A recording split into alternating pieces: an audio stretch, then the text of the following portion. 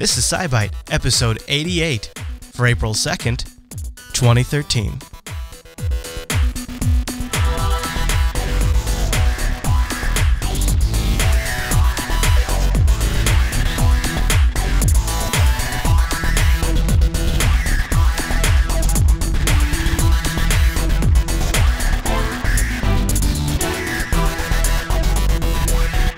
Everyone, and welcome to SciByte, Jupiter Broadcasting's weekly science news and information podcast. Live Tuesday nights over at jblive.tv and fresh Wednesday mornings over at jupiterbroadcasting.com. My name is Chris, and joining us every single week is our host, Heather. Hey there, Heather. Hey there, Chris. Hey, Heather, happy science to you. Happy science. Okay, Heather, so what are we talking about today? Today, we're going to take a look at stomach microbe changes, a new type of tiny supernova, tracking a swarm of bugs, spacecraft and story updates, curiosity news, and as always, take a peek back in history and up in the sky this week. Whoa, we better get going then, because that sounds like a big show, and I don't want to get fined for going over. We have to put up a sign if we get too big, so we better kick off the news.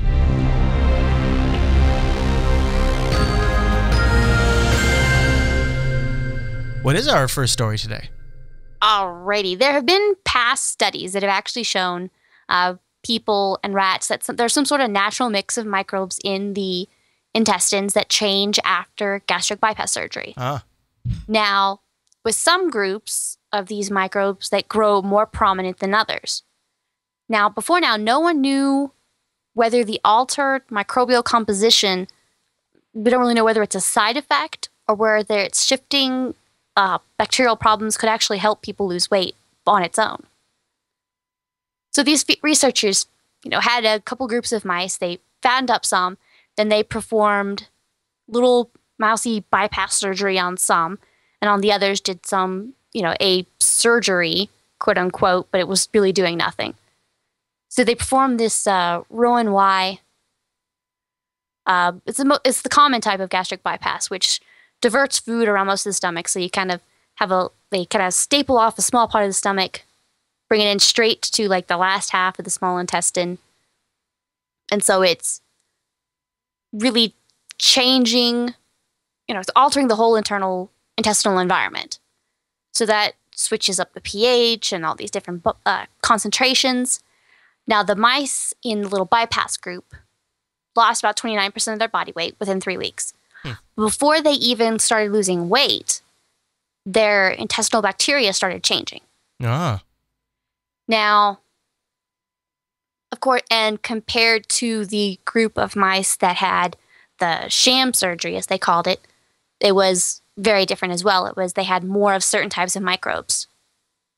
So one of the things, that my doctor has talked to me about, and probably other people too, is, microbes do play an important role in digestion, but I guess is the part that I'm getting here is that when they would do this bypass surgery, it changes the conditions, so the different types of bacteria thrive and die? Is that what happens? Yes, exactly. It sort of reorganizes the whole structure of how many and what is there. Now, the changes of the microbes themselves are what they're looking into and saying, what does just that provide? Because they were able to take this group of mice that had, the bypass surgery. So they had these new, bacterial and microbe, little environment there in their stomach. So they took that out and they gave it to these little germ-free mice, that had nothing to do with anything. And those mice started losing weight. Now, these were like trimmed up, perfectly happy little run-of-the-mill mice, and they lost about 5% of their body weight. And they had started off lean and mean. So what they're looking is, and then they took the bacteria from the stomachs of these the mice that had not had the actual gastric bypass surgery, and when they put those into mice, they actually put on a little bit of weight. So what they're looking is that by colonizing with just that bacteria, that you can get about 20% as much body weight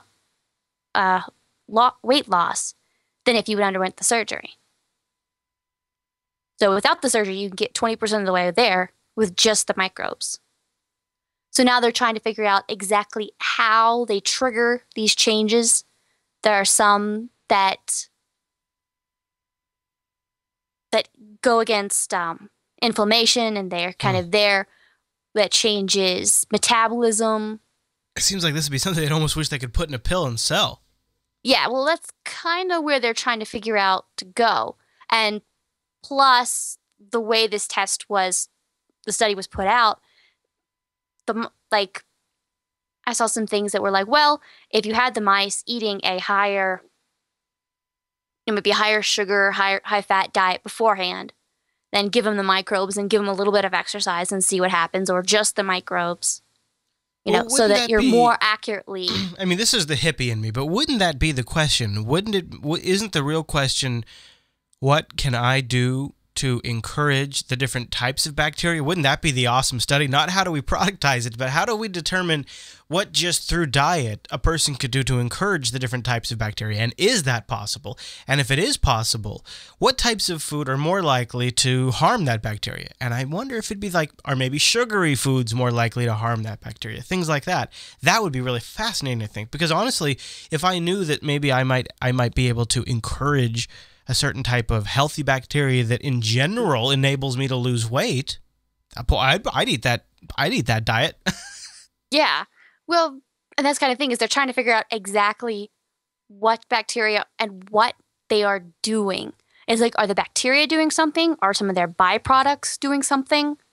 And in fact, it was really odd. They were saying that the patients that had after surgery, that type 2 diabetes started vanishing much faster than would have happened just by the weight loss. So it was just like they're thinking maybe this change in the microbial, soup of their stomach started changing, how things were going about, maybe helping type 2 diabetes. And the people saying, they were craving foods like salad that they'd never wanted before. It's interesting. Cobalt in the live chat room. So SciByte's live on Tuesdays over at jblive.tv, and you can check our calendar over at jupiterbroadcasting.com/calendar for a time. And he's mentioning that antibiotics have caused, or in his case, penicillin here. But I had an issue. I had a couple of years ago. I had a really bad stomach problem that was kicked off by a series of antibiotic treatments that then led to a whole series of stomach problems for a year that I didn't even, it was just, I didn't even know was going to happen. So I knew when that happened to me that there's obviously a very, interesting balance happening there that, that I was a little oblivious to until that point. Oh no, I had a severe stomach infection essentially happen when I was in high school, and I was on powerful antibiotics for a little while. It was like, well, we sort of have to kill your stomach to get it back to life. So this is not going to feel well. And then you'll have to deal with, getting everything back to normal later. Oh my gosh, a stomach infection? Yeah, that must have been awful. But what they're trying to see here is, all right, well, in that case, so then all my stomach bacteria is essentially gone. So that's the same thing with the mice. But what happens if you're well, or I'm sort of well now? What happens if you put those microbes in the stomach? Does it do the same thing? So that's the other step that they're trying to make. Yeah. Is what exactly is doing it, so they can concentrate and see how is it doing it, and then perhaps how we can use that in the future. Can we have food or pills or something? Right. Now, it opens up the door quite a bit, because there are a lot of people who either can't or don't want to go under such a major surgery. Yeah, for sure. I would never want to do something like that. I would try to avoid that as much as possible. Yeah. And so this kind of opens up another avenue that, no, it is not necessarily 100%, the same weight loss or similar weight loss, but at, they were saying 20%. If you can get 20% or a third of the way there just by this, will help you kind of give you a boost to really kickstart that going. Well, and I think it's an encouraging sort of, appreciation that a healthy digestive system is is not just like what you eat, but also there's an entire ecology there that you have to understand and appreciate. And anything that kind of brings us, discussing that more, thinking of that more, thinking in terms of that more is going to lead to hopefully healthier digestive systems. I was just, I can't remember what the stat was, but digestion-related illnesses in the United States have been exploding in the last 10 years. This is what I found out when I was having problems. And, this is a big step, I think, in that direction of really getting our hands around this, because understanding this balance was what helped me get better. And it's fascinating now to think that, wow, there's even maybe certain types of bacteria that could help you digest fatty foods or whatever it was better. I mean, that's amazing.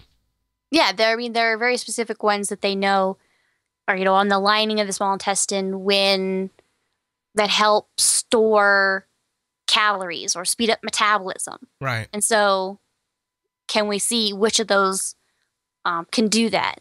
There are some that do change the concentrations of certain short-chain fatty acids. Well, and you've got all these different little things going on. I mean, let's be honest. I think SMB FLA in the chat room is onto something here.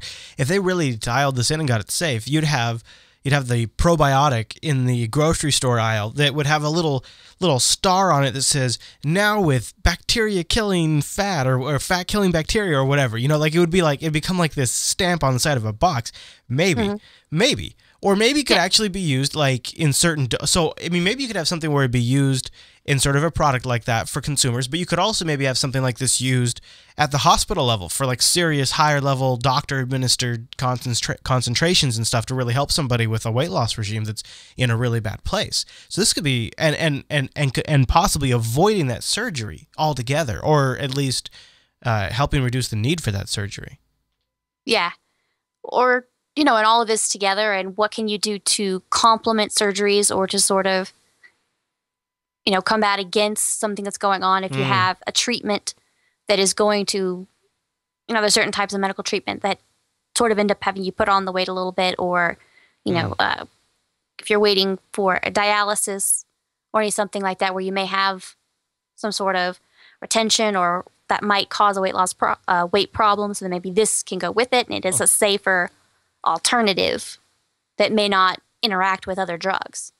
Absolutely. Oh, that's another good point, isn't it? I hadn't even considered that. There's that whole there's that whole interaction problem that probably wouldn't really be an issue. Yeah. It's like, are you on some sort of chronic medication? Yeah. Now let's find something that is okay with going with that. Well, stomach bug pill number 3 would be happy with that. Interesting stuff. And of course, Heather has a rather educational and non-gruesome video about gastric bypass surgery linked in the show notes, as well as information about these microbes and a few of the studies, like 3 or 4 different links here, Heather. 3 ones. Look at this stuff. You got so much great stuff in there. I searched for a video that wasn't scary. Yeah, it was good. I like that. I didn't get queasy watching that. Yeah, I had to find one. All right. Well, let's take a moment here, right now. Because Heather and I are both really excited about something. We've talked about the first one. We've talked about the second one. Now we're talking about the third one. And yes, friends, Star Trek The Next Generation Season 3 on Blu-ray will be released at the end of April. And we'd like to suggest that if you're going to pre-order this, which... this is the one that has the best of both worlds at the end, okay? And they're doing some special stuff in the Blu-ray for that, so let's just say you need to... In fact, they are so proud of the best of the both worlds, just the best of the both worlds in this Season 3, that they're releasing that as a separate purchase if you want. That's right. So, I am so excited about Season 3. This is really when TNG got good. And everybody, there's a lot of reasons. They got new writers, a ton of new writers, but they also got new lighting people that really knew their stuff that came into the third season. So the third season is going to look amazing on Blu-ray. 1 and 2 have been great. So we'll have a link to this in the show notes. If you use that, if you click that link in our show notes, we will get a cut from the purchase. Not a lot, but it's a little something. It's a way to help us while you're getting yourself something. And by the way, if you're over at jupiterbroadcasting.com, just check those links at the bottom of the show notes there. All of those links, we have them down there for Amazon and Audible and Newegg and ThinkGeek, which ThinkGeek had some great April Fools this year. All those links are there, and if you click those before you shop, they support the show. Are you going to get that? If you want to see what Chris's little happy face looked like right there as he was talking about it, you too should get it. And then put a little mirror up next to the television. Yeah. And when get to that part and your face is all happy, that's kind of what Chris's face looks like. I mean, Star Trek's very important to me, and I would be the first person that would be out here telling you if those first 2 seasons weren't good. I would be very much vocal. I'd be very vocal about that. He was very sad face. Yeah, but not only were they good, they gave me goosebumps the first time I saw the ship. They were beautiful. Oh, I mean, yeah. So season 3, we'll have a link to that in the show notes, and if you guys grab that, you'll help support the network afford running all of the wonderful shows that we have for you great folks out there. All right, Heather, let's move on to the news bite. Bum-ba-da-bum. I feel like it needs a little extra bump-a-da-bump, so sometimes I'm just going to throw that in there. Yeah, okay. Not always. All right, what are we talking about in the news bite? All right. Until now, Supernovae have come in 2 main versions. Okay. All right, so you've got these huge stars, 10, 100 times bigger than the sun. They collapse in on themselves. Big kaboom, stellar explosion. Then there is another type 1A, which is when there is a binary star. There's this big, fluffy, what they call a parent star. Okay. And there's a little white dwarf, and the white dwarf is eating up the outside of the larger star. Yeah. And so eventually enough material falls into it that the core temperature of the little one is hot enough, it ignites, creates a fusion reaction, kablooey, big stellar explosion. Now they've actually found a third type that is fainter and less energetic. Okay. Similar to that last one that I talked about. It's called the 1AX.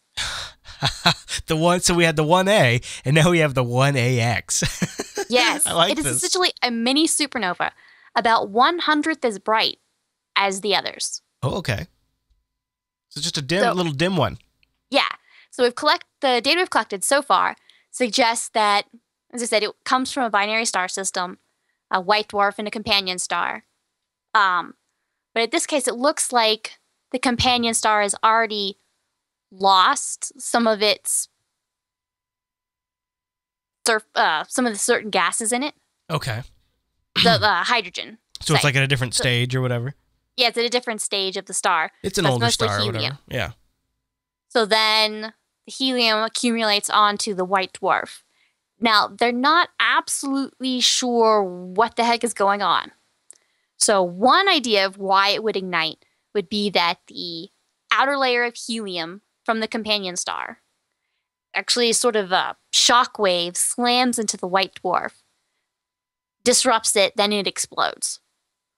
Or the white dwarf might actually ignite first if the density and the pressure from all the helium shell compresses it in such a way that it'll actually force the carbon or oxygen or maybe even the helium itself to fuse. Then that triggers an explosion. But they only have like 25 of these examples. Now, they have found 25, but there's only so many examples to look at right now. So they found 25 of these, and this is the first time we're kind of hearing about it in the general public? That's something. Yeah. Well, it's kind of funny. It's because they were so faint. It's not that we haven't seen them before. We've probably seen them. It's just that they're only releasing between 1% and 50% of the energy of similar ones. So we're trying to look at what exactly is going on. And it's like when you think you got the supernova figured out. Yeah, just when you think it's got it out. Up pops the dimmer, more sneaky. It's a sneaky supernova.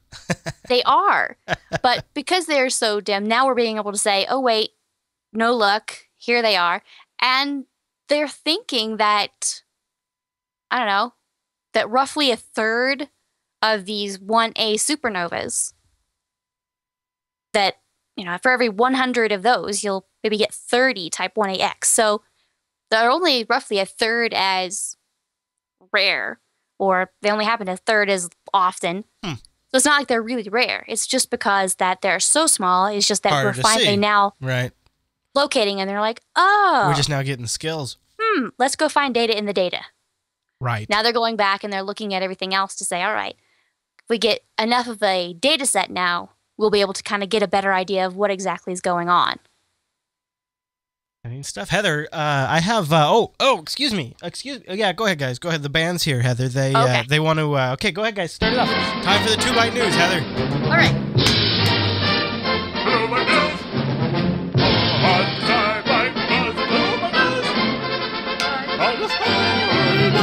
Thanks, guys. All right. Thank you very much.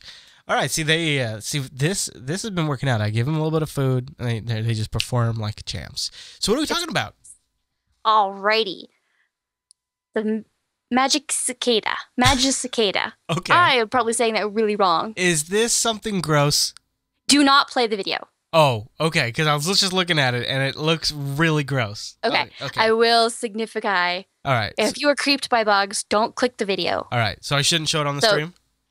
You can, but make sure everyone, if you're freaked out by bugs, cover up the video part of the screen for just a minute. Oh, we should have played it before we said something and then pretended like it was an accident. Okay, I must keep the trust of the science people and not scar them from science for life. Oh my gosh, it lives in a hole in the ground. Oh my gosh. Yes, these cicadas, they live underground. So they live there for 17 years. Then they emerge and there's these 17 years. Yeah, there's these certain kinds. They're 17-year cycle, and then there's some that are 13-year cycle. The ones that are coming this year, every 17 years they swarm. So they live on the fluids of tree roots. Oh my gosh. The U.S. So they're going to be above ground for like a few weeks, and that's it. Now, why they have this specific life cycle, no one really knows. It is a question mark. Whether it's to fool predators, because who's going to remember what happened 17 years ago? But there's this... They're so gross. They almost look like they have eyes on the back of their body. Oh my gosh, he's breaking out of his skin and it's disgusting. Oh, okay, after this I'll turn it off because we'll probably get a takedown, but that is so gross. That's one of the grossest things about nature right there. Yeah. So for those of you who are listening to the audio version of this, Heather has this also linked in the show notes if you'd like to watch the beauty of nothing. Oh my gosh, look how gross that thing is. But anyone who lives in the Northeast U.S. is probably knows about this, and they're going to be living it fairly soon. There's going to be a swarm traveling up the East Coast in mid-April. Now they're actually tracking.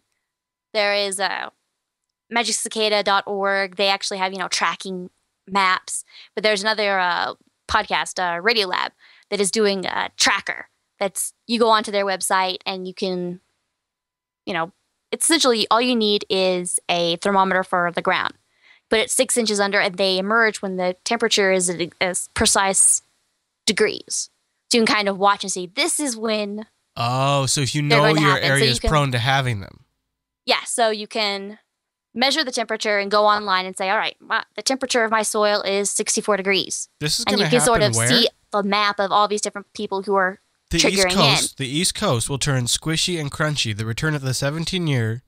how did you say it, Heather? Cicadias?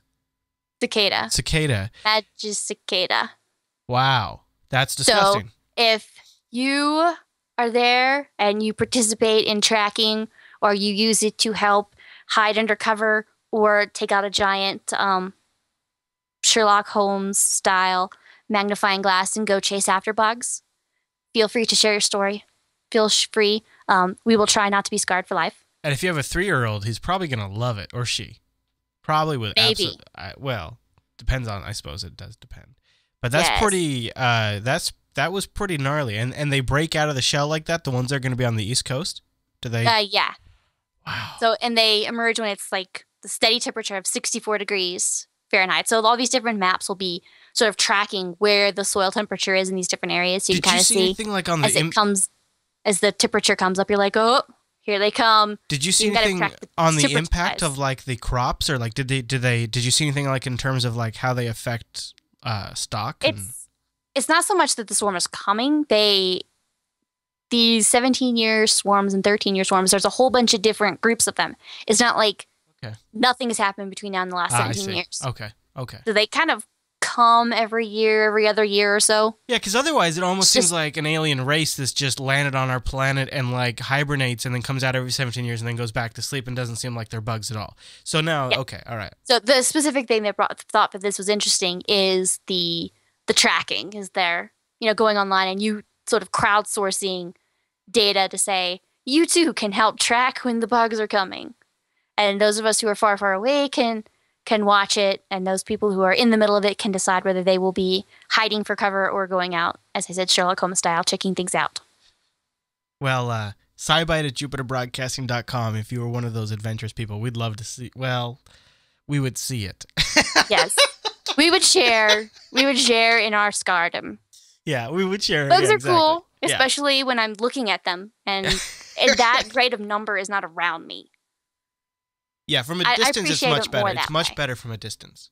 Much better. Yes. It's kind of like spiders. I can tolerate them a little more at a distance. But Heather, speaking of the email address, yes, we've actually got a little bit of viewer feedback, and this week, there's been rumor that I should be looking forward to it for a particular reason. Yes, Scott Killen, I believe I said your name wrong, from our northern neighbor. I'm going to take that. I'm just going to from now. I'm just going to start saying, I believe I got that wrong, and I'm just going to roll with it. I'm taking that, Heather. That's great. There you go. Roll with it. So he sent in an email, kind of worried about the fact that saying, hey, there was Enterprise, but at least it has a television show with a spaceship. There was something because now NASA's not putting up the space shuttle, and are people really looking at to kind of get all hyped up about it? And last year, NASA put together a PSA, and I'll let you play a clip from that right now, and then I will tell you more afterwards. Are the explorers. Throughout our history, we have taken both small steps and giant leaps in that pursuit. Our next destination awaits. We don't know what new discoveries lie ahead, but this is the very reason we must go. Cybertron. That Optimus Prime. They got Optimus Prime Peter Cullen to narrate a NASA PSA video that it's called We Are the Explorers, right? Yes. Okay. Now the new thing is that there was a Indiegogo thing going on. That was a private group that said, we want to make a 30-second spot, and we're going to put it as a trailer before the new Star Trek movie. Yeah, I heard about this. This is awesome. Yes, exactly. Blue Phoenix was just said this in the chat room. Mm-hmm. But yeah, this is the whole point. NASA itself cannot pay for this kind of a commercial or anything like that, not in this specific way. I see. So this is a private funded thing where everyone, the Aerospace Industries Association of Americas. So they're using this to, they were hoping to do, one theater in every state. And they have definitely got there far beyond it. So now they're looking at to say, every bit of money over that, they're going to keep trying to buy up essentially more theaters. Oh, very good. Because you have to buy at every specific theater. Right. So they're trying to expand. And actually earlier today, I saw that they're actually hooking up with the Challenger Center for Space Education, which is the Challenger Space Center that has, it's kind of thing where it's aimed directly for kids and really reaching out to the public interest and teaching kids about it. You go in and, there's a little mock-up of a mission control and a little mock-up of a space station or something, and you go through, and let kids kind of really get a live action role playing and see going through of what it is, kind of reliving that kind of a moment. So the fact that they're going to have, this, and the reason I did that is the specific commercial is they're taking from that PSA. It's about 2.5 minutes. They released that last year. And so now they're kind of compressing it into a 30-second spot. Is this the one they have on the GoGo page? Is that the compressed version, or is the one you linked the compressed version? The one I linked is the full version. I'm not entirely sure that they have released the compressed version. Oh yeah, yet. You're right. It isn't the compressed yet. It's the full 2-minute one on their GoGo. Yeah. On the Indiegogo. So this is great. So they've raised 43,000. Their goal was 33,000. They got 29 days left. Heather's got a link to that in the show notes. And So the goal is the more money they make, the more likely you'll see it in a theater near you, essentially. Yes. Okay. Very much so, is that they'll be able to purchase up more theaters. But if you happen to be at a theater when you go see the new Star Trek movie and you actually get to see the commercial, you definitely tweet me or send in an email. You can tweet me at JB_Mars_base. Tell me you saw that, because that will be cool. Yeah. Are you going to go see it in the theater? Probably not. I don't go to the theaters much. But it's Star Trek, Heather. Yes, I know. It's a new Star Trek movie, Heather. You're gonna go see it. I don't go to the theater either, but it's a new Star Trek movie, Heather. You want to know something really sad? What? If I knew the theater was going to show the PSA, you might go. I might be more likely. That's all right. I mean, I can understand not going to the theater. I'm not a big fan either, but for some things, I just have to go because I want to see it as soon as possible. Like Star Trek, yeah. All right. Well, should we move on to some updates? Because I believe we've got a few of those stories that have leveled up. We do. We've talked about it before. Fossil feather color. I forgot to put the link in the show notes. I will try to do that. I remember that, where they've determined what maybe the original color was through some sort of science mumbo-jumbo. Science mumbo-jumbo, more specifically looking at the structure of the cells themselves. Oh. And saying the structure of this cell appears in this specific format, which means it's going to be this color. Now they're going through and they're saying, well, what we saw before may not exactly be what we think, because the fossilization process in of itself can change those colors. Oh, of course. So now we're looking, there's tiny granules of pigment melanin, and those features, they call them melasomes. I know I said that wrong, but they're preserved in a lot of these fossil feathers. Okay. And by the size and the shape, you can sort of back calculate the original color of these feathers. That's amazing. Now, they really had no idea whether they would survive the fossilization process intact, but now they've actually done some experiments that show they aren't really the same before and after fossilization. Okay. So they essentially recreated the fossilization process in obviously a more shorter time period, and then observed altercations. They simulate it with high pressure temperatures that would sort of fast track it, found deep underneath the Earth's surface. So then they laid it out. They had feathers of different colors from different species, and the geometry of all of those melasomes changed in the experiment. Okay. So now what they're doing is saying, okay, well, let's look at this, and do they all change in the same way? And do the changes look differently? Right. Essentially, is it a cipher? Are they predictable what the changes might be? So then you could basically create a formula. So if you see X changes, then you just reverse essentially out of that. Yeah, you translate, or you use using essentially a different language, or use a cipher and say, okay, well, this actually ends up being red. And Blue Phoenix in the chat says, a lot of dinosaurs had feathers. So exactly, that's similar. You have these birds, or you have these dinosaurs, or all these various creatures that had these feathers. And you can kind of see now, starting to be able to kind of guess what the colors were even. Now we're saying, okay, maybe they weren't exactly what we thought, but we can still make a good guess. And hopefully, based on these new experiments, get a even more accurate representation of what these colors are of feathers from 65 million years ago. Well, what's fascinating when you see these pictures is, in some ways, it reminds me a lot of when you see like black and white footage that's been colorized, or something like that, where you can almost sense that maybe something's not absolutely. 100%. Yeah. Do you get that when you see those pictures? Do you see that a little bit? Like sometimes, like that. The one I'm thinking of is that bug that they have. Yeah. They have the picture of that. I don't know what kind of bug that. It's some sort of bug that's. Well, it's actually cooler looking than the ones you. Yeah. But it's it just. I don't know. Maybe that is what it looks like, but I wouldn't be too surprised if it's not slightly off. Maybe. Well, yeah. I mean, we're making best guesses here. Yeah. But I mean, considering that we're really guessing.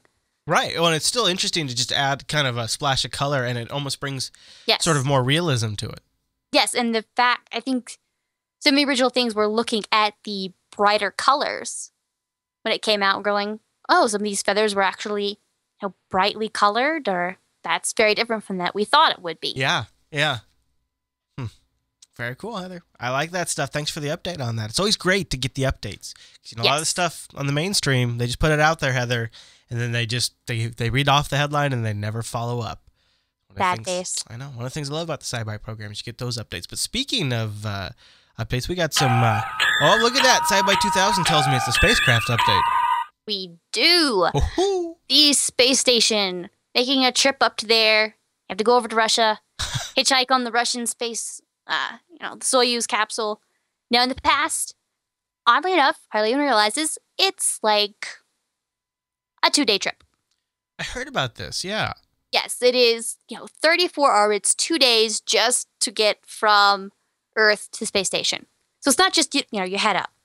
Before now, it's taking, a little over 2 days. Now, this brand new one only took 5 hours. Yeah, so they took like a different route, basically? Is that, or they launched from a different location? Is that what it was? They launched in a different way. Okay. Now, they've had resupply vehicles that have been using this same, what they call the fast track trajectory. Yeah. Now, they launch it. Essentially, the space station passes just overhead, and then they launch. So they're trying to reduce the number of orbits. That's pretty clever. And adding additional firings in the thrusters early in the mission. So you had a little bit extra rocket firings. You aimed just at a slightly different angle and a slightly different time. And they're able to go from 2 days to 5 hours. That's a fantastic improvement.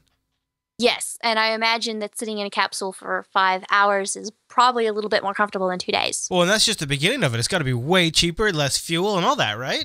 Less food you need, less everything. You're going to be... Less poop to put in bags. Everything... You're going to be using slightly more fuel to get to orbit. I'm skipping right over the fact that you tried to talk there. That's okay. It's just a little bit of science, Heather. It's okay. Science is there. But... So it's just kind of interesting that they were able to use this fast track. They're being more aggressive, so so maybe not saving fuel, but they are at least spending less time and all that. Yes. That's really awesome. Huh. I like that, Heather. So is that something they're going to keep doing, or is that just a one-time test? I believe there's something that they're going to probably trying to do from here on out. It's kind of hard to say. Yeah, we'll see how it goes. So while we're up in space, should we head over to a Curiosity update? Let's go. And liftoff of the Atlas V with Curiosity. Touchdown confirmed. We're safe on Mars. I thought we weren't going to have anything to talk about because the sun's cutting off communications and there was going to be no updates, no science happening. Yeah, that's pretty much the update. Oh, really? Is that, we're heading into our quiet time. It's sort of the big Curiosity moment for this month. I'll probably mention him in passing so people don't forget about poor Curiosity. And there may be some science that comes in. Both the Curiosity rover, Little Old Opportunity that's still chugging along, and the orbiter, they're all still going to be doing some science, mainly sort of self-diagnostics. And it's worth plugging, you have a very cool NASA video in the show notes that it very, very brilliantly demonstrates what the problem is. So if you have a little one, or if you're curious yourself like I was, it has a great visualization. We showed it last week, but you can find a link to it in the show notes that explains why we can't really talk to the rovers right now. Yep, and it's only going to happen once every 26 months or so. Oh. And each of these times it happens a little bit differently, how, Mars and the sun and us line up. But for now, they'll kind of be going down control. Curiosity will be from April 4th to May 1st. Opportunity rover from the 9th to the 26th. And the orbiter from the 4th until the 1st. So everyone's going to be kind of low-key on Mars. Like I said, we might get some data in, but it's going to be fairly low-key unless the scientists find something from the data as they're able to sort of catch up on their homework, should it be, I should say.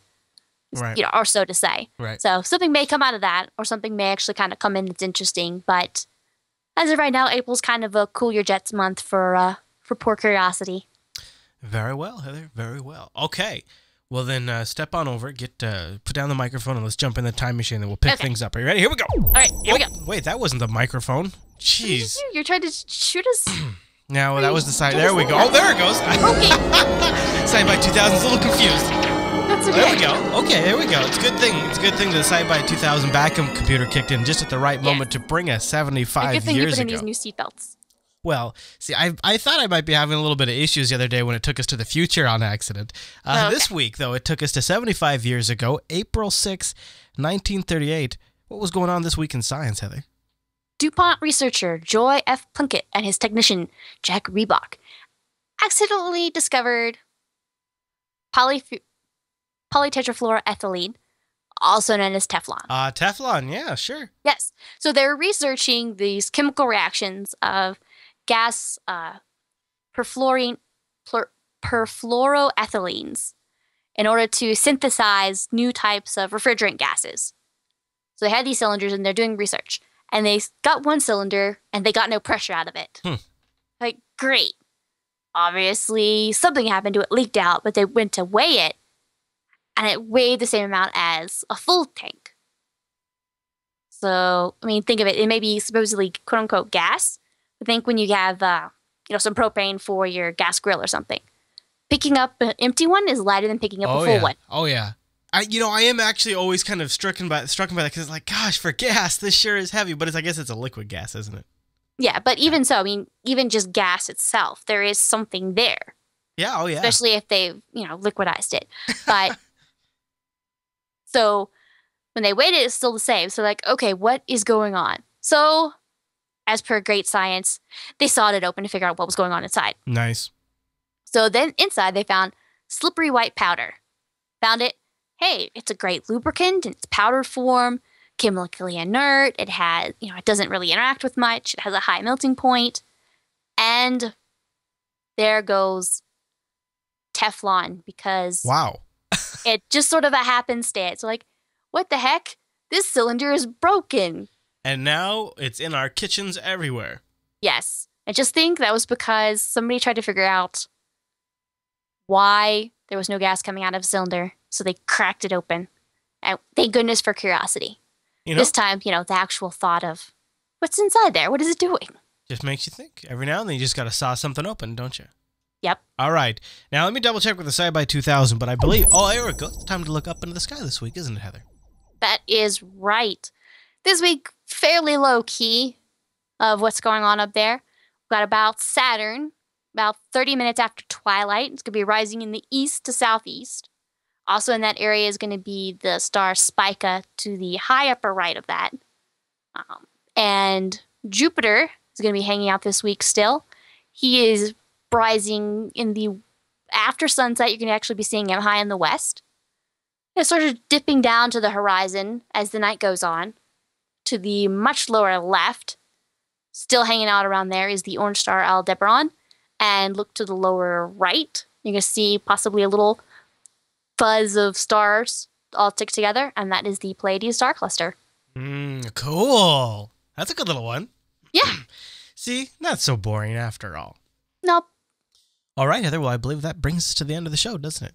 I think so. All right. Well, don't forget, you can catch up with Heather throughout the week or send her show links if there's something awesome you see on the web, science related. Just tweet it to JB_Mars_base on the Twitter. And Heather will grab that.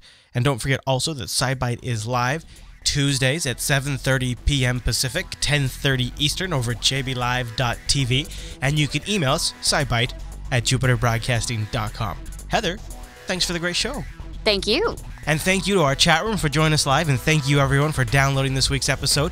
We'll see you right back here next week.